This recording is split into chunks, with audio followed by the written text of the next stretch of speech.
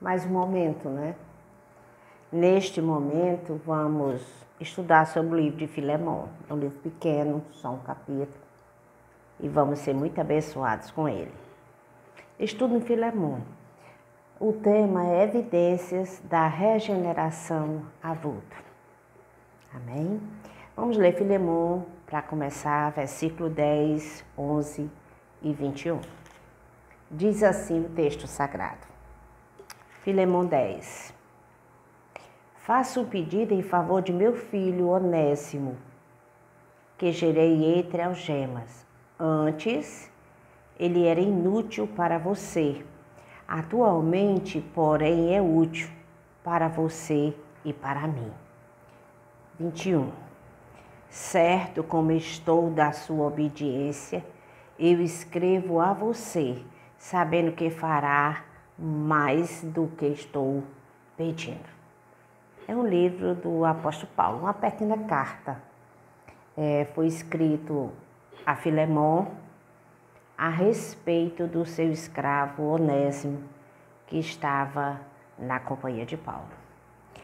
Antes de a gente entrar no texto de Filemon, vamos ler 2 Coríntios, capítulo 5, versículos 13 a 17. Diz assim o texto sagrado. 2 Coríntios 5, 13 a 17. Porque se enlouquecemos é para Deus, e se conservamos o juízo é para vocês, pois o amor de Cristo nos domina, porque reconhecemos isto. Um morreu por todos, logo todos morreram. E ele morreu por todos para que os que vivam não vivam mais para si mesmo, mas para aquele que por eles morreu e ressuscitou. Assim que nós, daqui por diante, a ninguém conhecemos segundo a carne. E se antes conhecemos Cristo segundo a carne, já agora não o conhecemos deste modo. E assim, se alguém está em Cristo, é nova criatura. As coisas antigas já passaram, eis que se fizeram novas. Está aqui. O apóstolo Paulo afirmando, isso é um requisito e uma afirmação para as nossas vidas. Um alvo, as coisas antigas passaram, eis que se fizeram novas. Morremos na cruz, aqueles que creem no Senhor Jesus com Ele. E agora estamos e vivemos na sua presença conforme as suas normas. Não é o que a sociedade simplesmente diz. Tudo precisa ser avaliado à luz da palavra, porque somos nova criatura, cidadãos do reino. É isso que o apóstolo está dizendo. Agora vamos ao texto de Filemon. Entender o que se passou aqui neste momento. Vamos ler versículos 1 a 7. Paulo, prisioneiro de Cristo Jesus, e o irmão Timóteo, ao amado Filemon, que é também nosso colaborador. A igreja que se reúne em sua casa, a irmã Áfia e a Arquipo, nosso companheiro de lutas. Que a graça e a paz de Deus, nosso Pai, e do Senhor Jesus Cristo esteja com vocês. Dou graças a meu Deus, lembrando sempre de você nas minhas orações, porque tenho ouvido falar da fé que você tem no Senhor Jesus e do amor por todos os santos. Ora, para que a comunhão da vossa fé se torne eficaz no pleno conhecimento de todo o bem que há em nós para com Cristo. Pois, irmão, o seu amor me trouxe grande alegria e consolo, visto que o coração dos santos tem sido reanimado por você. Está aqui. O apóstolo está saudando a Filemon, junto com Timóteo. Tem uma igreja que se reúne na casa deles e ele a sauda com paz e graça. A paz com Deus, o perdão de pecados, a paz uns com os outros, comunhão, por causa daquilo que Cristo fez, e tudo isso é um presente de Deus, é graça. E ele faz como de praxe a sua oração agradecendo a Deus. E nela ele cita a fé que ele tem, Filemon, no Senhor Jesus. Ora pela comunhão para que se torne eficaz. E ele fala da grande alegria e consolo, porque Filemon, ele reanima o coração dos santos. Paulo deseja ser reanimado. Ele tem uma dificuldade? Não ele, mas ele tem um problema a ser resolvido. E ele espera neste amor, nessa reanimação. Paulo estava preso e durante esta prisão, Onésimo, o escravo de Filemon, que é um escravo ladrão, a gente vai ver no texto, à medida que vai andando, a ideia percebe-se nas entrelinhas que ele era escravo de Filemon, Onésimo, havia fugido e roubado do seu senhor. Agora ele servia ao Senhor, estava na companhia de Paulo. E Paulo deseja que ele seja perdoado e precisa resolver essa questão. O manda de volta com essa carta. Esse é o intuito da carta.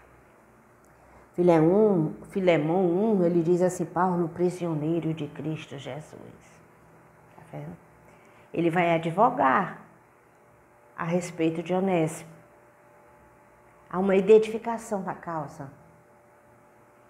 Ele já começa dizendo que ele é prisioneiro. Onésimo poderia ser punido pelo que ele havia feito. E Paulo vai se identificando. Eu sou prisioneiro de Cristo Jesus. No versículo 5, ele vai dizer: porque eu tenho ouvido falar da fé que você tem no Senhor Jesus e do seu amor por todos os santos. Ele vai dizer sobre isso. Tenho ouvido falar da fé. Ele está elogiando, preparando terreno, enaltecendo, e isso é uma verdade. E ele vai falar a respeito de Onésimo. Ele fala da fé para com Cristo, do amor de Filemon para com todos os santos. Porque Filemon era generoso. Ele honrava a imagem e semelhança de Deus na humanidade, especialmente os da família da fé. Gálatas 6,10 fala sobre isso, para a gente abençoar primeiro os da família da fé. Não é que deixe as outras pessoas de fora. Não podemos resolver tudo ao mesmo tempo. Então começamos pela família da fé e vamos anunciando a Jesus. As coisas vão se ajeitando, a gente vai conseguir. No versículo 7 ele diz assim: pois irmão, o seu amor me trouxe muita alegria e consolo, visto que o coração dos santos tem sido reanimado por você. Coração. Na tradução, a ideia é entranhas, é o interior. Ele está com um regozijo que brota do seu interior, por causa do cuidado de Filemon com a igreja do Senhor. As igrejas se reuniam nas casas, e há uma igreja na casa de Filemon. E ele cuida daqueles irmãos com bastante zelo. O apóstolo Paulo é testemunha disso. Vamos dar continuidade. Versículo 8 a 14. Pois bem, ainda que eu sinta plena liberdade em Cristo para ordenar a você o que convém ser feito, prefiro, no entanto, pedir em nome do amor, sendo que sou Paulo, velho, e agora também prisioneiro de Cristo Jesus. Faço um pedido em favor do meu filho Onésimo, que gerei entre algemas. Antes, ele era inútil para você. Atualmente, porém, é útil para você e para mim. Eu o estou mandando de volta a você. Ele, quero dizer, o meu próprio coração. Eu queria conservá-lo comigo para que ele me servisse em seu lugar nas algemas que carrego por causa do Evangelho. Mas não quis fazer nada sem o seu consentimento, para que a sua bondade não venha a ser como por obrigação, mas algo que é feito de livre vontade. Olha as expressões do apóstolo Paulo. Para ordenar a você o que convém ser feito. Ele está usufruindo da sua autoridade como servo do Senhor, mentor da Igreja de Jesus Cristo e pai na fé de Filemão. Por que andar? Por que ordenar? Porque ele é um ancião, um velho. Quando ele está falando aqui, ele já tinha uma certa idade, mas ele não está falando simplesmente da idade. Ele está falando do ofício. Ele era um ancião, um mestre da igreja. E ele era prisioneiro de Cristo. Ele sofria pela causa do Evangelho. Ele renunciava à sua própria vida. Era um exemplo. Filemão precisava renunciar a algumas coisas. E ele diz o que convém fazer. Claro, dentro dos limites da conveniência.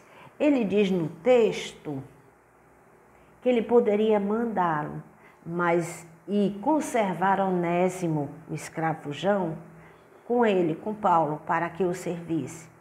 Mas ele não queria fazer nada sem o seu consentimento. Onésimo pertencia a Filemão. Paulo queria respeitar este direito. Se ele fosse devolvido, que fosse de boa vontade.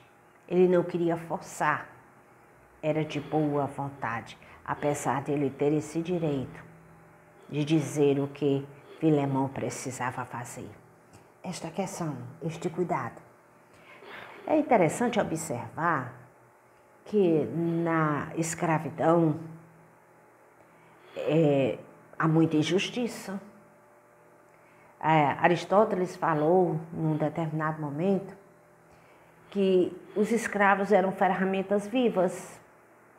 Eles não eram considerados pessoas, eram ferramentas vivas, eles pertenciam aos seus senhores. No Império Romano havia muitos escravos. O senhor de escravos poderia puni-lo. Poderia haver várias, digamos assim, providências, consequências em função daquilo que Onésimo fez. Mas agora ele é um irmão em Cristo e Paulo está advogando a sua causa. Filemão, o seu senhor, era generoso, cuidava dos santos. Agora Onésimo fazia parte dos santos. Por isso que ele ordena, por causa do ofício e porque ele é um prisioneiro. E o que convém? Dentro da conveniência. Você é o dono, eu estou devolvendo, por isso eu devolvo. Mas seja generoso. E ele faz a ênfase, eu estou devolvendo o meu próprio coração. Ele deixa claro que ele ama Onésimo, o escravo. Esse escravo foi transformado pelo Senhor. Era comum os escravos fugirem e roubarem os seus senhores. Paulo queria resolver essa questão. Não está em xeque a escravidão, fazer um movimento revolucionário para acabar com a escravatura. Não é esse o momento. Não está em xeque a injustiça da escravatura. Ele quer resolver um problema particular desse escravo fujão que agora está em Cristo. É certo que em alguns momentos o Senhor pode levantar homens para resolver grandes questões, mas não é isso que está em xeque. Aqui é a questão de Onésimo. Amém? Essa compreensão. No versículo 3, ele diz que eu queria conservá-lo comigo. Parafraseando, ele está dizendo assim, vale a pena investir em Onésimo. Você o conheceu de uma forma, eu estou conhecendo de outra. Ele agora foi alcançado pelo Senhor Jesus. E ele ainda coloca para que ele me servisse em seu lugar. Onésimo era filho na fé de Paulo. Filemão era filho na fé de Paulo. Se Filemão recusasse, seria descortesia. Paulo é um exemplo de humildade, ele não queria privar Filemão dos seus direitos. Caso Filemon enviasse Onésimo de volta, seria maior valor. Seria um favor voluntário. Essa questão, vontade generosa. Em 2 Coríntios, capítulo 9, versículo 7, vamos ler esse texto. 2 Coríntios, capítulo 9, versículo 7. O apóstolo Paulo fala o seguinte: cada um contribua segundo tiver proposto no coração, não com tristeza ou por necessidade, porque Deus ama quem dá com alegria. Pronto, é esse princípio que está em jogo. Deus ama quem dá com alegria. Em 2 Samuel 24, há uma desobediência por parte da nação, por parte do rei Davi, e veio uma praga sobre Israel. E na hora, em determinado momento, é orientado que seja feito sacrifício num determinado lugar. Posteriormente seria separado até para ser o local do templo, para que as pragas cessassem. E Davi pede ao dono do terreno aquele pedaço de terra para fazer isso. Solícito, vendo o que estava acontecendo, provavelmente o homem temente a Deus, o dono do terreno oferece tudo. Eu lhe dou o terreno, eu lhe dou os animais, eu lhe dou a madeira para fazer o sacrifício. Vamos resolver essa questão. Davi não aceita. Ele diz: eu preciso pagar para o terreno, porque eu não vou dar ao meu Senhor algo que não me custou nada. Às vezes custa, e é para custar mesmo. A salvação é grátis, agora para nós, mas para Jesus custou um alto preço. A sua vida, o seu sangue, essa compreensão. E é isso que Paulo está trazendo a vulto. Ele dá o direito a Filemon para que ele graciosamente receba Onésimo e, quem sabe, o mande até de volta. Ele recomenda a qualquer um, nós podemos e devemos recomendar a qualquer um, assim como o apóstolo Paulo está fazendo aqui com Onésimo, sem nenhum critério? Absolutamente não. Não é isso que está sendo ensinado. Onésimo fora transformado. Ele gozava de uma nova disposição e de conduta. Ele agora era diferente. O apóstolo Paulo está recomendando Onésimo porque ele viu o poder transformador do Espírito Santo na sua vida. Amém? Essa compreensão, é preciso discernir as coisas. Vamos ler agora do versículo 15 ao 19, dá continuidade ao assunto. Diz assim: talvez ele tenha sido afastado de você temporariamente, a fim de que você o receba para sempre. Não como escravo, mas muito mais do que escravo, como irmão caríssimo, especialmente de mim e com maior razão de você, que é como ser humano, que é como irmão no Senhor. Portanto, se você me considera companheiro, receba como receberia a mim. E se ele lhe causou algum dano a você ou lhe deve alguma coisa, ponha tudo na minha conta. Eu, Paulo, de próprio punho, escrevo isto. Eu pagarei. É claro que não preciso dizer que você me deve a própria vida. É muito contundente. Porque pode ser. O versículo 15, ele diz: talvez ele tenha sido afastado de você temporariamente, a fim de que você o receba para sempre. Não como escravo, mas como irmão caríssimo, especialmente de mim e com razão, maior razão de você, que é como ser humano, que é como irmão. Portanto, havia coisas que haviam sido feitas anteriormente por aquele escravo. Ele tinha agido maliciosamente, mas agora ele era irmão, ele tinha sido transformado. No Salmo 147, versículo 5, vamos ler esse texto. 147:5. Diz assim: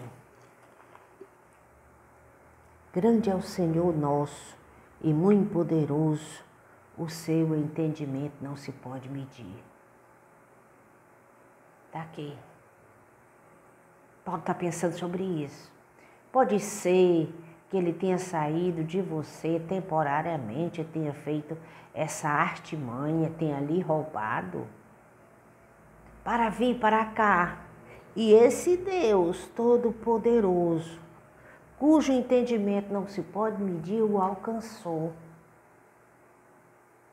É preciso ter essa compreensão de que todas as coisas estão debaixo, mesmo coisas ruins que muitas vezes não nos agradam, mas estão debaixo da soberania de Deus.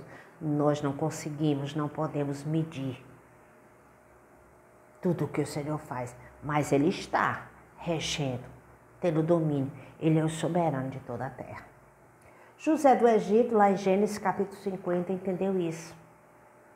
Seus irmãos o venderam como escravo. Ele passou 13 anos no Egito sozinho. Sofreu, mas sempre permaneceu firme, buscou ao Senhor. O Senhor o sustentou. Ele não era um super-homem. O Senhor o sustentou. E agora, José está sendo vice-rei do Egito, governador do Egito. Há uma grande fome, seus irmãos chegam lá. Ele os recebe, supre suas necessidades. Quando seu pai morre, os irmãos ficam com medo que ele agora vai retaliar aquela maldade que outrora eles haviam feito. José responde aos seus irmãos: bem pode ser que Deus tenha me mandado para cá. Vocês agiram maliciosamente mesmo, mas o Senhor me mandou para cá para que se conservasse vida, para que eu estivesse onde eu estou e para que eu suprisse a necessidade de vocês. É aquele versículo de Romanos: todas as coisas cooperam para o bem daqueles que amam a Deus. Aleluia. Versículo 15, ele diz: temporariamente, a fim de que você o receba agora para sempre. Agora Onésimo estava ligado a Filemon, não simplesmente o seu estado de escravo, mas por toda a eternidade como irmão no Senhor. Ele era útil para servir o apóstolo, ele agora era o irmão caríssimo. Por isso que nós colocamos evidências da regeneração. Paulo via na vida de Onésimo. Paulo enaltece a fé de Onésimo. Ele constatou, ele avaliou minuciosamente, ele tem certeza. É isso que precisamos fazer: ensinar, orar, pedir discernimento ao Senhor, observar. Não recomende por simpatia, não recomende por afinidade. Recomende porque há evidências da regeneração.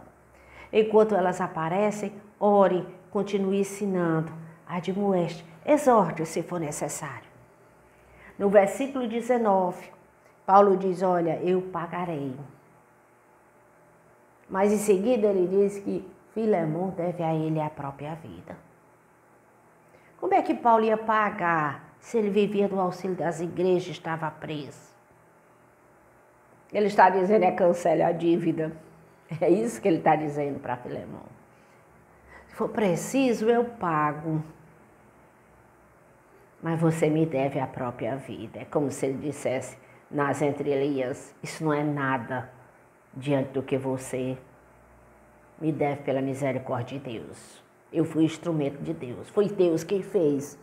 Foi o Espírito Santo quem fez. Mas você foi alcançado por meu intermédio.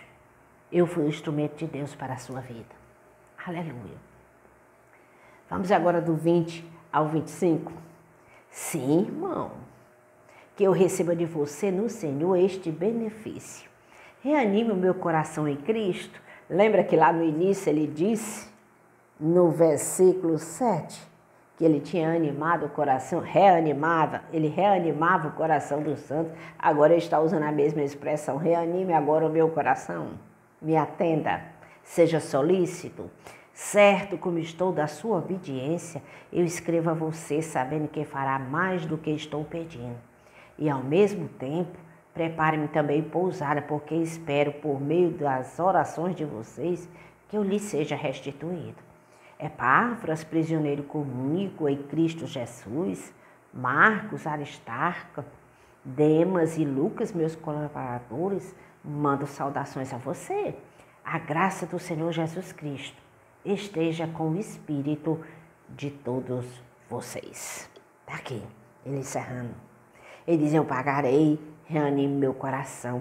E agora ele está dizendo, as suas orações, vocês oram por mim, vão ser atendidas. Eu serei liberto. Eu não vou perecer nessa prisão. Eu serei liberto. Prepare pousada para mim, me receba. A questão da hospitalidade. Ele tinha certeza, ele estava apostando, ele sabia que o Senhor também habitava no coração de Filemão, que eu estarei com vocês, porque entre nós não há divergência alguma. Tá vendo? Irmãos, precisamos da graça de Deus para assumirmos essa postura uns com os outros. Isto não é fácil. Isso é contrário ao nosso século. O nosso mundo é cheio de inimizades. Ninguém quer receber ordem de ninguém. Mas o Senhor, no Senhor, as leis do reino são outras. Elas visam o amor e o bem do próximo. E o Senhor transforma. Às vezes isso dá trabalho. Está aqui tudo que aconteceu. O prejuízo. Mas o Senhor é quem nos abençoa. Ele é quem conhece todas as coisas, inclusive os seus. Precisamos ser gratos, porque o Senhor é quem nos sustenta e cuida das nossas vidas. No versículo 24, ele cita o apóstolo algumas pessoas que estão com ele, que mandam saudações. Marcos, Aristarco, Demas e Lucas, colaboradores de Paulo na prisão. Ele encerra essa epístola e em seguida ele vai saudar todos, com a graça do nosso Senhor Jesus Cristo. Ele está encerrando essa pequena carta, essa pequena epístola, quando ele cita o nome de Demas, em função de outros textos da Escritura que citam o nome de Demas.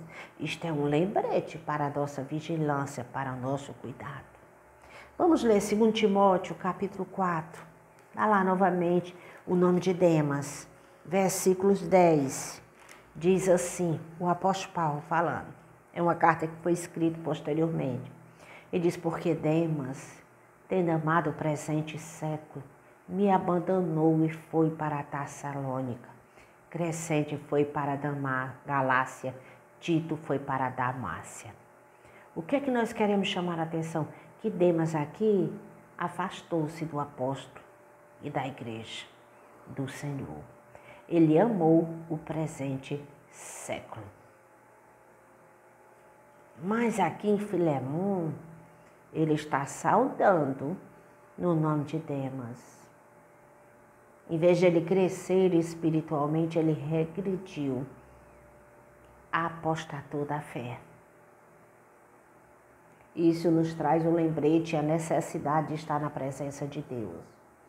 Porque nenhum de nós pode colocar em si demasiada confiança.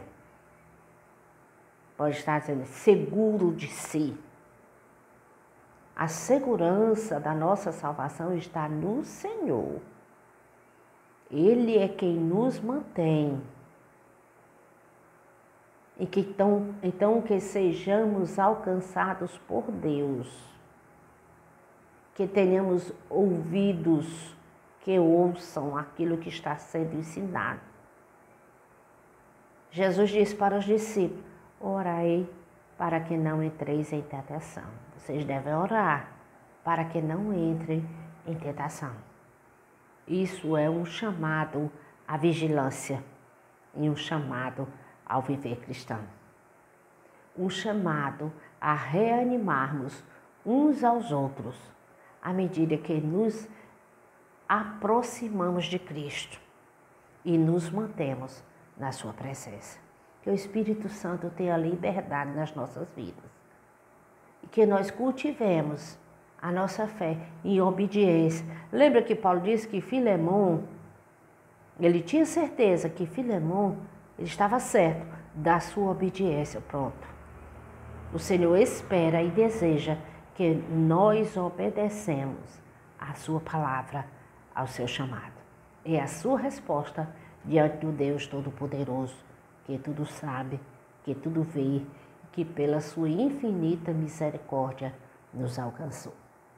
Não sejamos como Demas, sejamos como Filemão, sejamos como Onésimo, sejamos como Paulo, sejamos como Jesus, que mesmo na cruz submeteu-se à vontade do Pai, entregou a sua vida por nós.